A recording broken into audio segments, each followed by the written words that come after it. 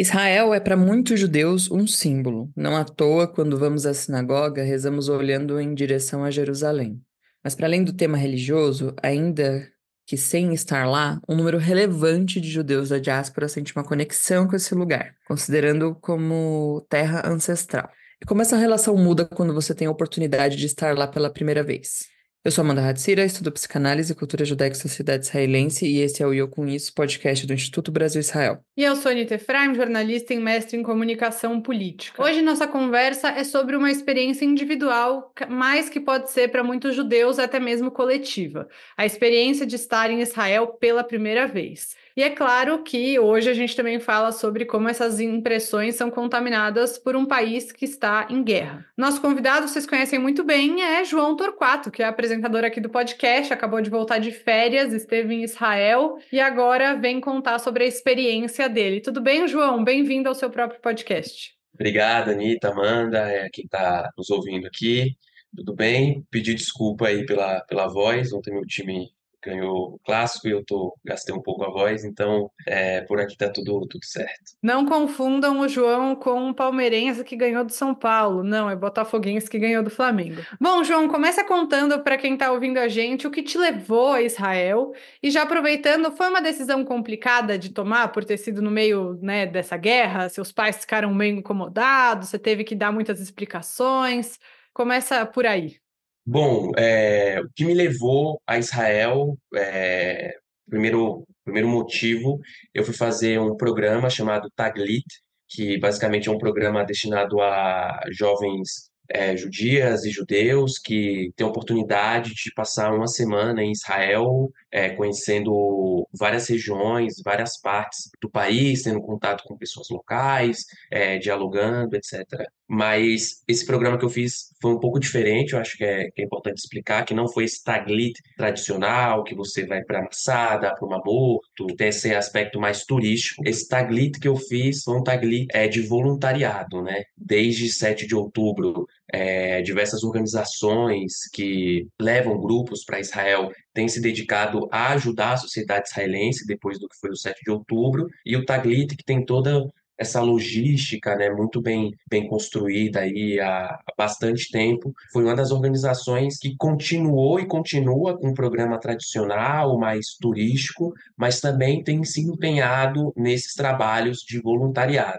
Inclusive, os grupos de pessoas que vão fazer voluntariado em Israel, a idade é um pouco maior, né, o limite de idade do que o Taglit tradicional. Se eu não me engano, é 27 anos, né? No caso desses programas de voluntariado, pessoas com até 40 anos de idade pode fazer.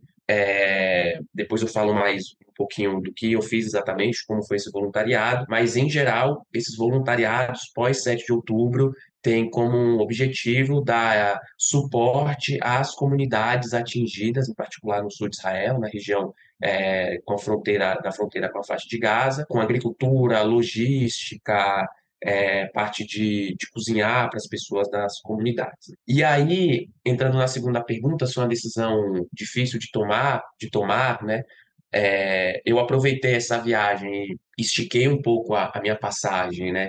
Para também tirar férias e conhecer Israel, ver amigos, ver pessoas queridas. E as pessoas ao meu redor, né, amigos, familiares, ficaram um pouco apreensivo. A gente tem visto aí a cobertura da mídia sobre a situação. Na semana que eu fui, dias antes, o Houthis, né, que é um grupo terrorista do Iêmen, jogou um drone contra Tel Aviv, né, numa área civil, uma área urbana, muito difícil de ser atacado, ainda mais vindo do Iêmen. Mas eu tranquilizei bastante, expliquei como é que era, que o país tem uma estrutura. Mas pessoalmente eu acho que não foi uma decisão difícil de tomar, porque pós 7 de outubro eu acho que não só eu, né, como muitos amigos e amigas, pessoas conhecidas, eu acho que teve essa necessidade de ajudar e contribuir de alguma forma com o que está sendo, né, esse trauma na sociedade israelense. Então, eu tinha essa vontade de ir lá e dar algum suporte e ajudar de alguma maneira Israel. Assim. Então, foi uma decisão que não foi, apesar desses aspectos de segurança e da guerra, não foi uma decisão difícil de tomar, não, porque eu queria estar lá. Mas conta um pouquinho mais, João, do seu programa de voluntariado, como que era o dia a dia, o que que você fazia exatamente, e um pouco mais do que você fez, né? Acompanhando você assim pelo Instagram, vi que você teve alguns encontros, né? Queria que você contasse um pouco mais pra gente, pra quem tá ouvindo, o que que você fez, os contatos que você fez, as conversas que rolaram, como que foi? Bom, como eu falei, né, anteriormente, o Taglit e outras organizações da comunidade judaica têm, depois do 7 de outubro, têm se dedicado a fazer esse voluntariado. E esses voluntariados são como eu falei, né, agricultura, logística. Então as pessoas iam para os kibbutzim do sul fazer a parte de colheita, né, das frutas, embalagem, despachar, cozinhar, ir para o hospital, cozinhar em hospital. Então, os voluntariados, em geral, se dedica a isso. Porém, esse voluntariado que eu fiz, desse grupo, que esse grupo do Taglit, era um grupo de ex-madrihim do Taglit, né, ex-monitores desse programa, dessa viagem tradicional, mas turística, e outro grupo do Shomer Hatzair. Então, juntaram esses grupos, esses dois grupos, e a atividade que a gente fez foi a primeira atividade que fugiu dessa parte de logística e agricultura. E é importante falar isso porque foi uma experiência totalmente diferente. E o que que a gente fez necessariamente? A gente foi trabalhar com educação. Então, a gente foi para uma cidade em Israel chamada Lod, ou Lida. É uma cidade na região metropolitana de Tel Aviv, está próximo, fica bem perto, bem próximo do aeroporto Ben Gurion. É uma cidade, um detalhe interessante sobre Lod, que é a segunda cidade mais antiga do mundo, né? Tem uma importância para a tradição cristã também, porque a tumba de São Pedro, de São Jorge, desculpa, está lá em Lod. Porém, tem outro aspecto interessante que foi, eu acho que um diferencial até na minha experiência, né? Lod é uma cidade muito pobre em Israel, ela foge um pouco dos padrões das outras cidades israelenses. É uma cidade mista, então você tem judeus e árabes, uma população expressiva de árabes e judeus convivendo na mesma cidade, e tem uma presença muito forte de judeus de origem etíope. Então, você imagina uma cidade antiga, pobre, mista, com a forte população de judeus negros. E em 2021, quando teve aqueles choques, né, Lod foi uma das cidades que mais foram afetadas, que teve empates entre judeus e árabes dentro da cidade. Então, foi uma experiência diferente, né? Tá ali. E aí, um dos grupos estagiou no centro comunitário. Esse voluntariado nas escolas era organizado por outra organização chamada Yahel. E o meu grupo, nós ficamos numa escola, uma escola chamada Raban, uma escola religiosa, que meninos e meninas juntos, né? E foi muito legal, assim. Foi uma experiência muito enriquecedora, estar em contato com as crianças, de um contexto muito diferente dentro até da própria sociedade israelense, né? Engraçado que quando eu voltava para Tel Aviv, e cruzava com israelenses, né? Nas andanças aí, eu falava que estava trabalhando em Lod e todo mundo tomava um susto, assim. O que você está fazendo aí? Por que que você está indo para Lod? E aí é isso, a gente ficou lá nessa escola, escola religiosa, trabalhando com as crianças. Aí a gente teve várias atividades. Teve um dia, como era esse período de Jogos Olímpicos, a gente deu atividades esportivas. Teve outros dias que a gente deu atividades sobre curiosidades dos países ao redor do mundo, continentes. Foi bem legal, assim, a gente entretia as crianças e ensinava algumas coisas, aprendia também, aprendi várias palavras do hebraico que fora do contexto religioso que a gente usa no dia a dia, né? Tipo tesoura, caneta, papel, tinta, né? Tá ali com as crianças, eles gostam de ensinar, e tá em contato ali com as crianças, né? Foi muito especial para mim, crianças judias, negras, você sentir essa conexão, essa identificação, que eles ficarem à vontade, assim, meio que entender, assim, foi uma experiência muito, muito legal, né? E aí, fora dessa parte educativa da escola, a gente teve algumas vivências na cidade de Lod, com pessoas locais, alguns encontros, né? Tanto dessa parte turística e histórica de Lod, mas teve um encontro em Lod que me marcou bastante, que foi uma conversa com uma mulher muçulmana, moradora de Lod, árabe, que contou um pouco como se deu como conquistar a cidade, como que em 2021 os choques mudou completamente a realidade. Ela falou, antes de 2021 desses choques a convivência era pacífica, tinha Ramadã, na quebra do jejum, os judeus abriam as portas para a gente comer, sabe, tinha uma convivência muito pacífica. Contou como é que a comunidade árabe israelense encarou o 7 de outubro, como é que está sendo o pós 7 de outubro para eles, as soluções do que ela, na perspectiva dela, imagina para um possível fim do conflito. Então, a gente teve essa vivência também com moradores locais de Lod. E, fora isso, por fim, a gente visitou durante esse programa, durante esse voluntariado, mas na parte da tarde, a gente teve alguns momentos que eu fui para a fronteira com Gaza, né, para a região muito próxima ali. Teve 3 lugares em particular que foram muito difíceis para mim. Primeiro foi a festa, o local da festa nova. Acho que a Anitta visitou também, né, nessa última visita que ela teve a Israel. Acho que só quem está lá sabe a sensação do que é visitar, do que é sentir ali a angústia, o quão traumatizante foram para aqueles jovens. Você se colocar naquele lugar, falar, pô, sou um jovem judeu brasileiro, poderia estar muito bem aqui em Israel com os amigos. Teve um fator também que uma das meninas das brasileiros que foram assassinados em 7 de outubro na festa, a Rafa, ela fez Taglit, que é esse mesmo programa que eu fiz, com o mesmo Madrir, né, com o mesmo monitor que eu fiz, 1 hora. Então foi muito difícil para ele falar ali. E durante esse programa ela tinha pintado um bunker nesse local. Foi muito pesado. O cemitério de carros também, assim, é uma coisa que é muito triste, muito, muito difícil. E Sderot, né? Visitar Sderot, a delegacia de Sderot foi atacada pelo Hamas. É muito, é muito pesado, é muito triste. Eu acho que o 7 de outubro, assim, a gente sabe, mas tá lá, a gente acha que ganha uma dimensão um pouco maior. E áreas, assim, históricas de Tel Aviv, museus, a gente foi no ano, né, o Museu do Povo Judeu, fomos na Kikarat Fim, que é a Praça dos Sequestrados, tivemos uma conversa com a mãe de um sequestrado, né, de um rapaz de 18, fez 19 agora, que ainda é mantido refém em Gaza. A gente acompanhou as manifestações também pela libertação dos reféns, e duas, né, que tem uma manifestação da Kikarat Fim, que é da Praça dos Sequestrados, que aí a pauta é mais a libertação dos reféns, e na Kaplan a pauta é eleições gerais, manifestações mais críticas ao governo de Benjamin Netanyahu, a Itamar Ben-Gvir, Bezalel Smotrich. Então foi uma experiência bem intensa, assim, acho que eu diria, durante esse programa. E eu acho que eu tive muita, apesar dessa parte difícil, mas trabalhar com educação, ter esses contatos, né?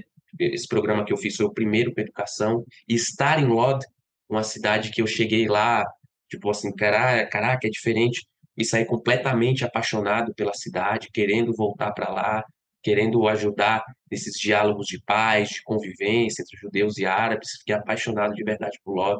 Eu acho que foi um privilégio, assim. João, acho que um tema que é sensível, né, que eu também fui recentemente, para quem não ouviu, tem um episódio recente também falando sobre a minha experiência, mas eu tive muito receio de falar nas redes sociais que eu estava em Israel, pela reação das pessoas. Queria saber se você também teve esse receio, você fez alguns posts, quero saber também se você teve reações, se rolou antissemitismo. Conta um pouco dessa experiência, desse lado não tão bom, né, da experiência. Não, com certeza, assim, até compartilhando de outras pessoas que estavam comigo na viagem, que o Instagram, ele tem essa opção do Close Friends, né, que é o Melhores Amigos, que são pessoas que você seleciona ali para ver os seus stories, as suas postagens, e falou, não, eu não vou postar no meu feed aberto, só vou postar para os melhores amigos, porque eu tenho receio de ter alguma represália, antissemitismo e tal.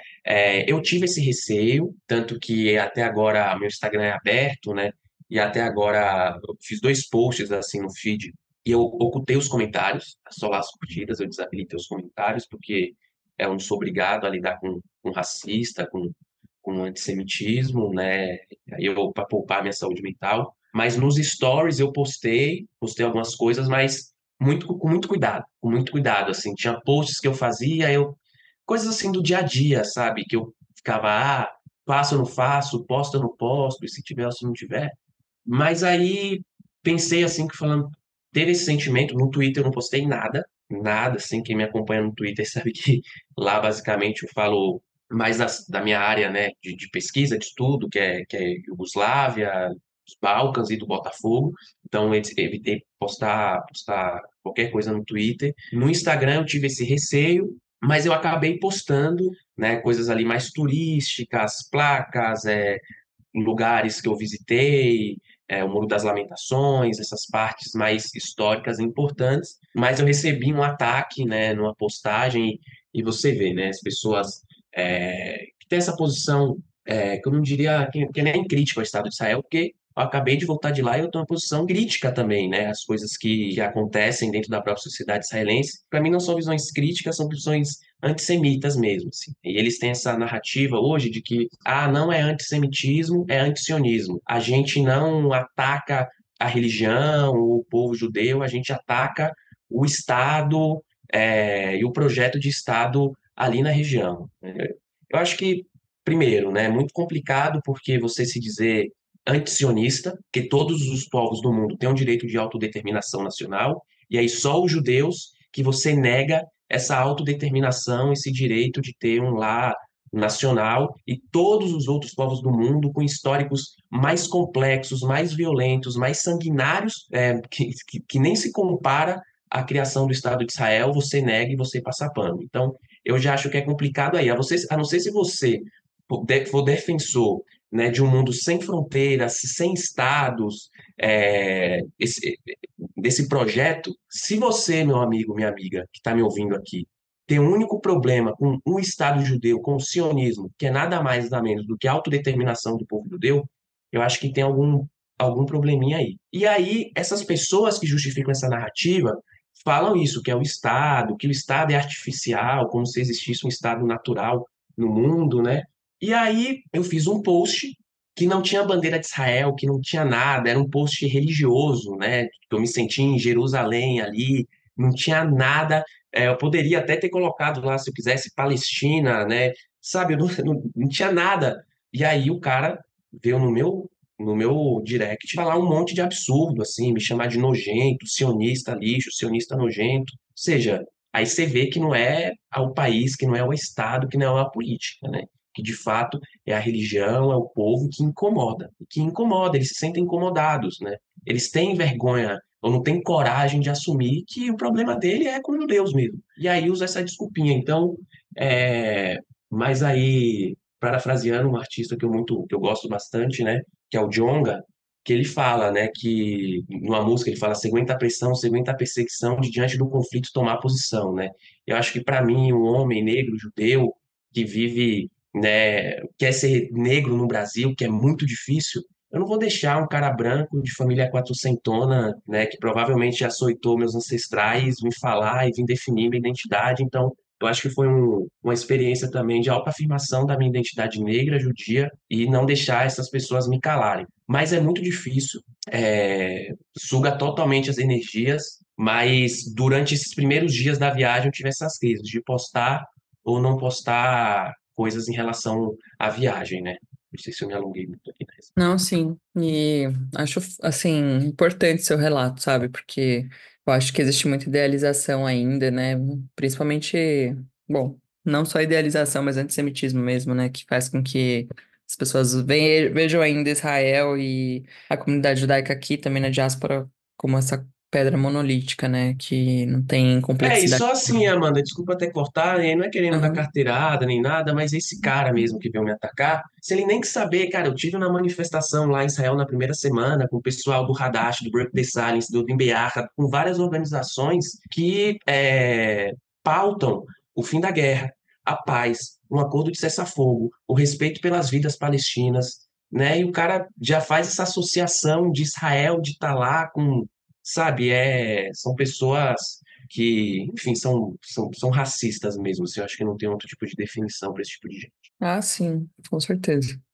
Bom, e chegando lá, João, assim, quando você chegou em Israel, né? Como que foi? como que você se sentiu, né? O que gostou mais? Qual foi a experiência que você viveu que foi assim muito, muito significativa para você, né? Você já comentou um pouco sobre esse reconhecimento, né? Essa possibilidade de você ter de se autodeterminar também, né? Dentro das suas identidades aí que são que se cruzam, né, na sua trajetória de vida, em quem você é, e também queria saber se você se teve alguma coisa de idealização também que se desfez quando você chegou lá, o que você pensava, né, sobre Israel, que chegando lá você viu de uma forma diferente, né, e o que você menos gostou também.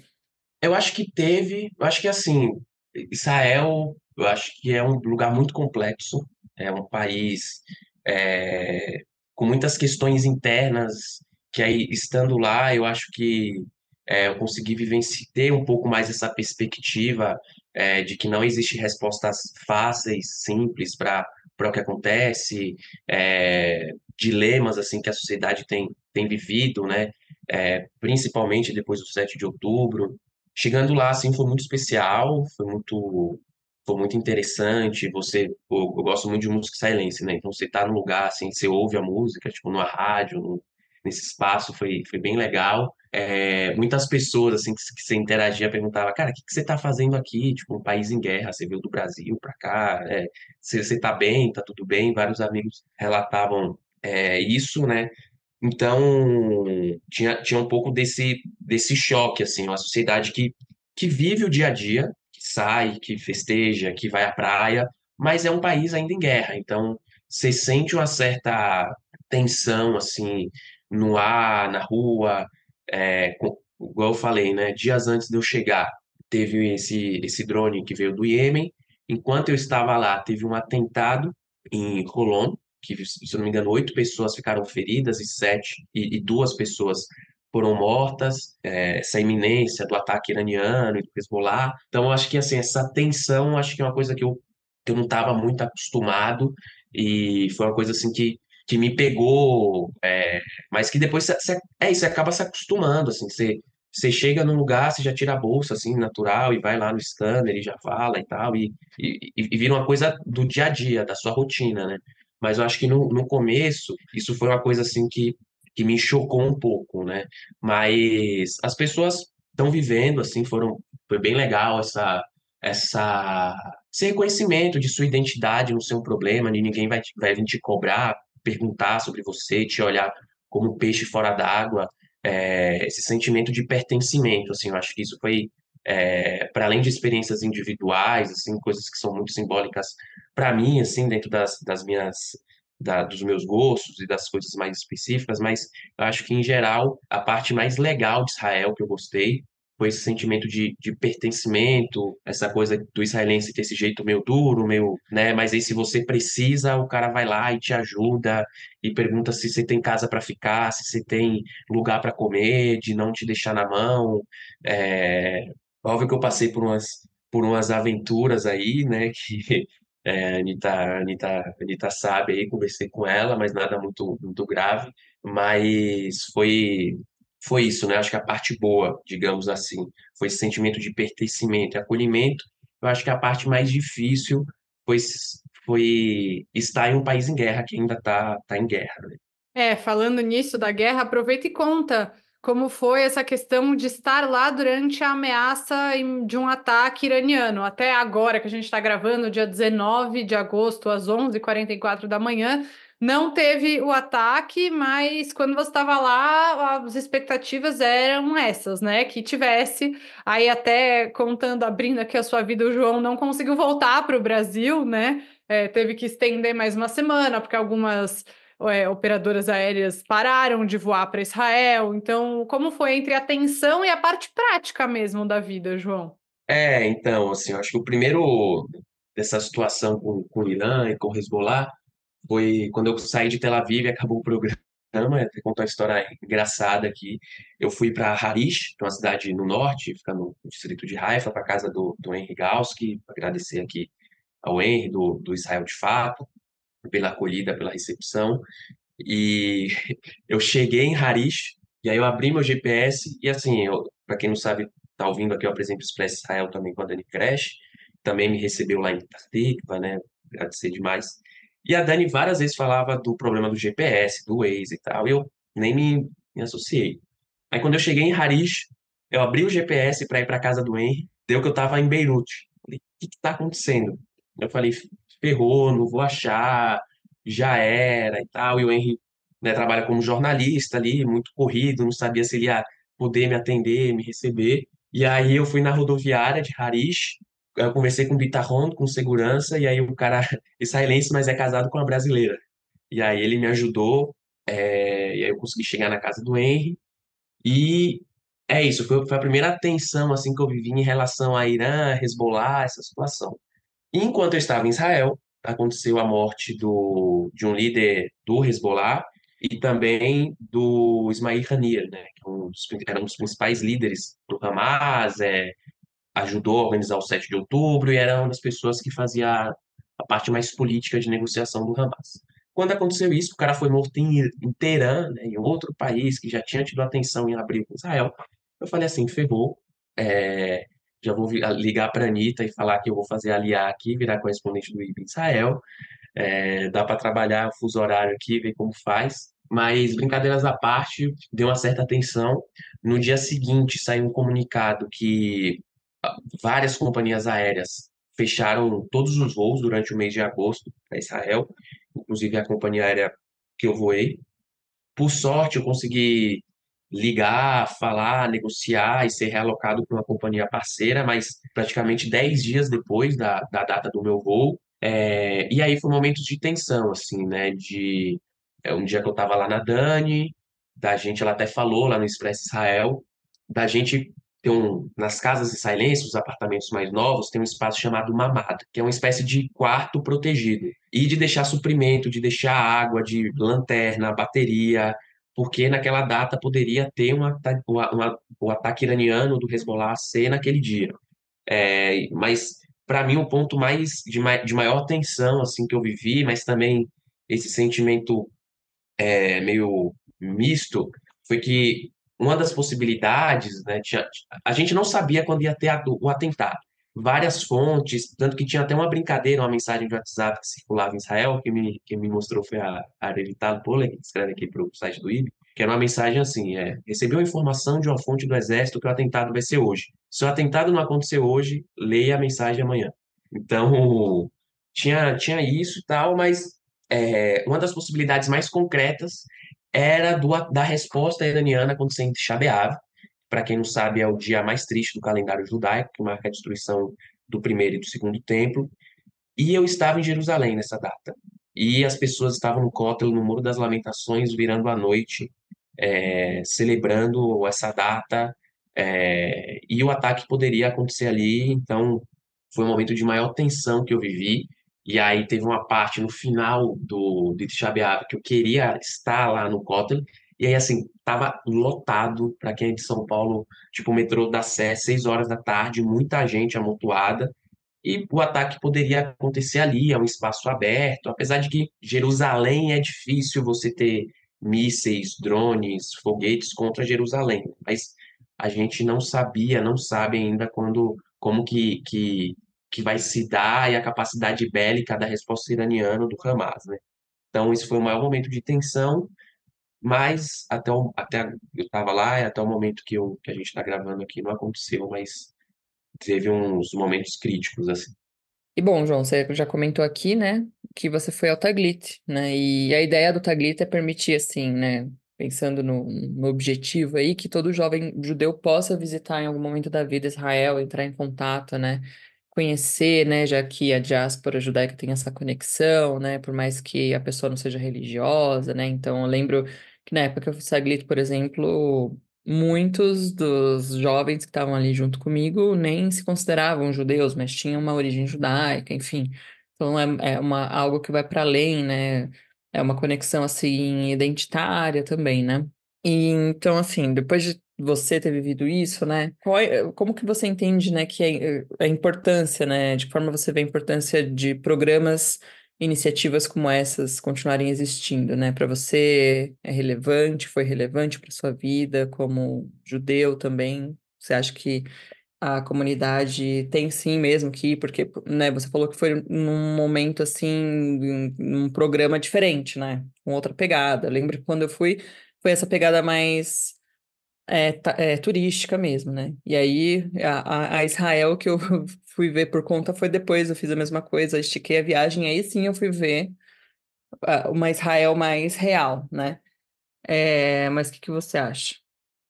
Eu acho que assim é muito importante, é fundamental, até porque tem pessoas que talvez nunca tenham oportunidade de sair do Brasil, de viajar para fora, e eu acho que programas como esses dá essa oportunidade, assim, né? Eu acho que de outra perspectiva, de outra cultura, de outro idioma, que às vezes, se não for um programa desse, a pessoa nunca vai ter oportunidade de, muitas vezes, de ter na vida, né? É, esse programa que eu fiz, né, como você mesmo falou, eu disse anteriormente, foi um programa diferente desse Taglit turístico, então eu acho que permitiu ter um contato mais real mesmo, mais aprofundado com a sociedade israelense, né? E ressaltando, não apenas com os judeus, como eu falei, a gente teve contato, foi para uma cidade mista, teve contato com árabes israelenses, né? Muçulmanos, então é, acho que para mim assim foi muito importante essa experiência de estar lá, de visitar, de conhecer e mesmo que a- acho que se a pessoa não ter esse contato, não tiver esse contato real com a sociedade israelense, ver elementos ali da complexidade do que é qualquer sociedade no mundo, mas eu acho que só o fato ali de ir para Israel, estar em contato com outra cultura, com aquela, pô, a gente, tô aqui no lugar que a gente vira quando reza na sinagoga, pô, é isso aqui, é conhecer, é visitar, é um lugar que para além do aspecto judaico de identificação, tem uma história fantástica, fabulosa ali. Você anda pela história o tempo inteiro estando em Israel. Então, acho que quem está ouvindo aqui, né, que tiver na idade, que tiver for possível de aplicar para o programa, que não fez, tem receio, tem medo, assim, faça, porque é uma experiência muito rica, muito importante. É, quem fez o voluntariado, não fez o turístico, faça também, porque vale muito a pena. E eu acho que viver isso mudou em vários aspectos assim a imagem que eu tinha de Israel, do conflito, da sociedade. Estar lá foi muito importante. Eu acho que eu volto assim dessa viagem é, com menos respostas, eu acho.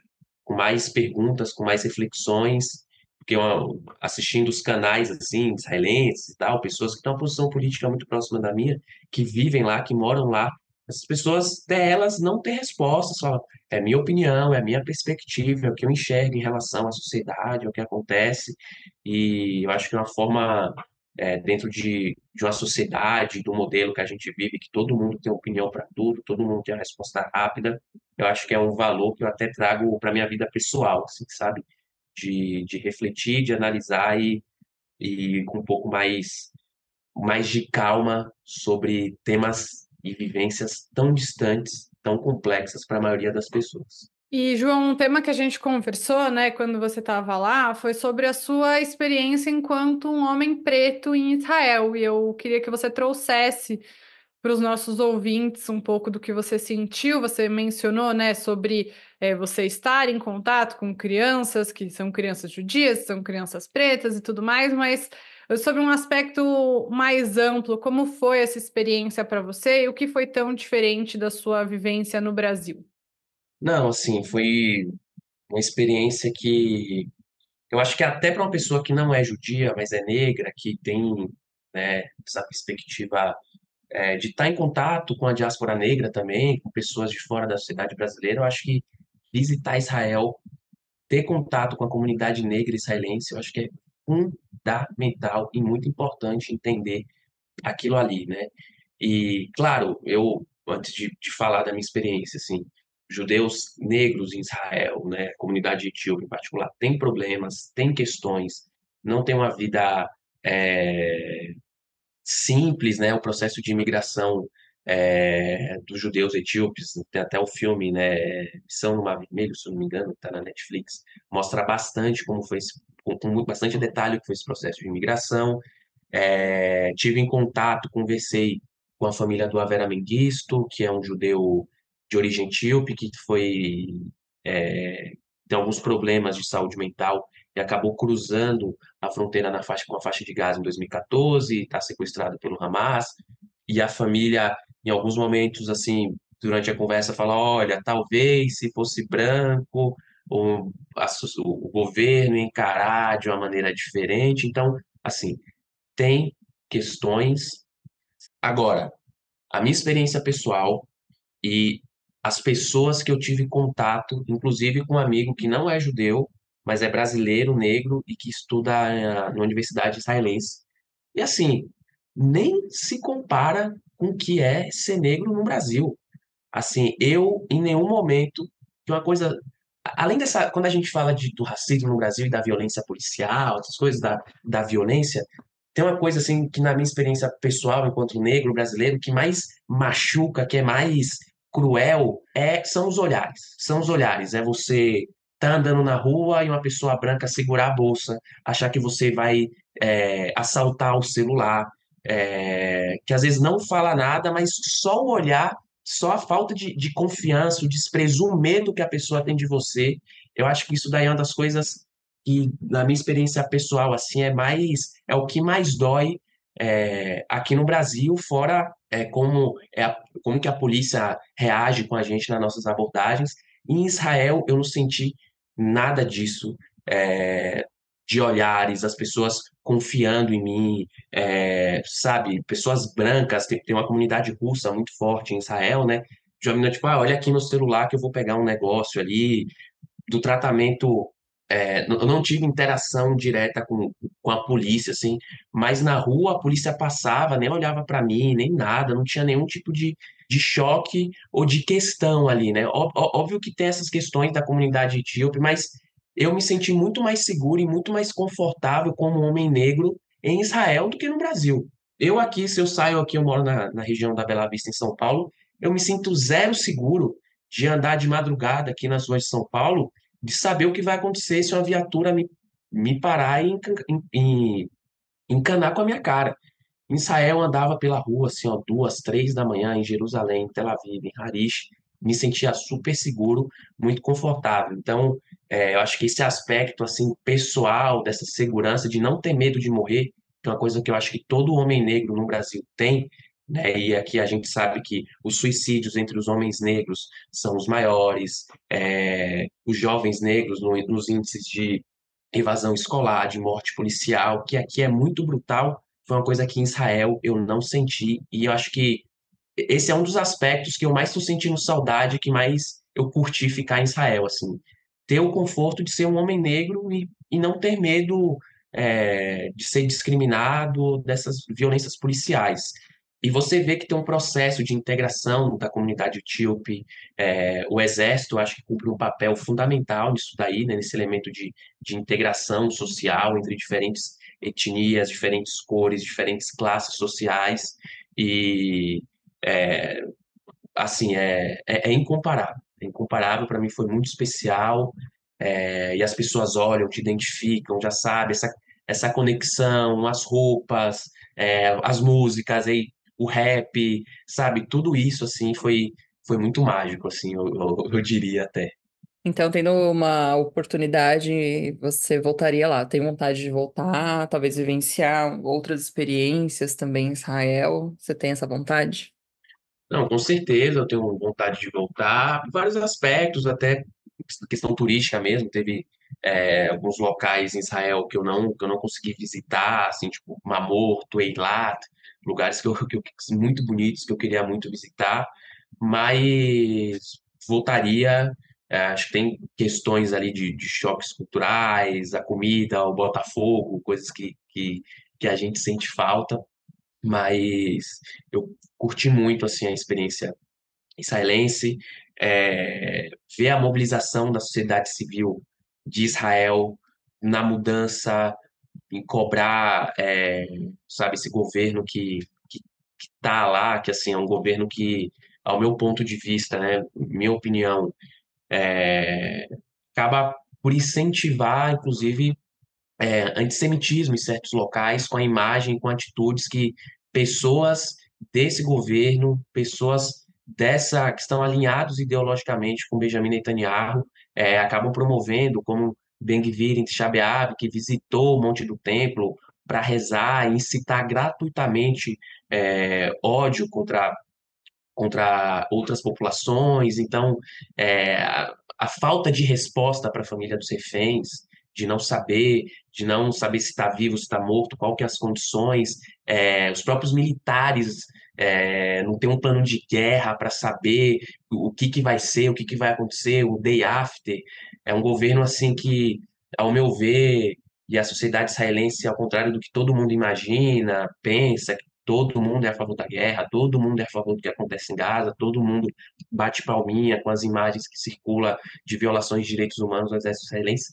Não, muito pelo contrário. A sociedade israelense se mobiliza, se organiza, não é a maioria, claro, a gente vive hoje num mundo polarizado, inclusive aqui no Brasil, mas tem um setor expressivo assim que luta pela democracia, pela coexistência, apesar de agora ser muito difícil falar, né? São tanto do lado palestino quanto do lado israelense, são duas sociedades que estão muito traumatizadas, mas eu acho que ver a mobilização da sociedade civil israelense, tanto dos familiares dos reféns, que em 8, 9 de outubro já se organizaram para fazer coisas e ajudar, e gente da comunicação de rede social, advogada, advogado, e as pessoas que vão lá na Kaplan pedir novas eleições.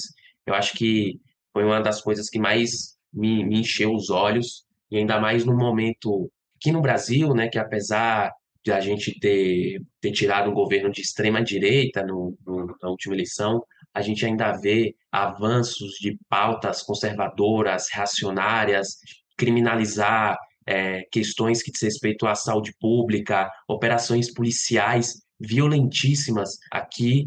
E eu acho que a sociedade civil israelense acho que dá esse exemplo de lutar por democracia e por um mundo mais igualitário, melhor e mais justo. Então, acho que isso foi uma das coisas que me deu vontade de voltar, somar mais nessa luta. João Torquato, apresentador deste mesmo podcast, muito obrigada por estar aqui com a gente, por dar a volta aí para o outro lado do balcão.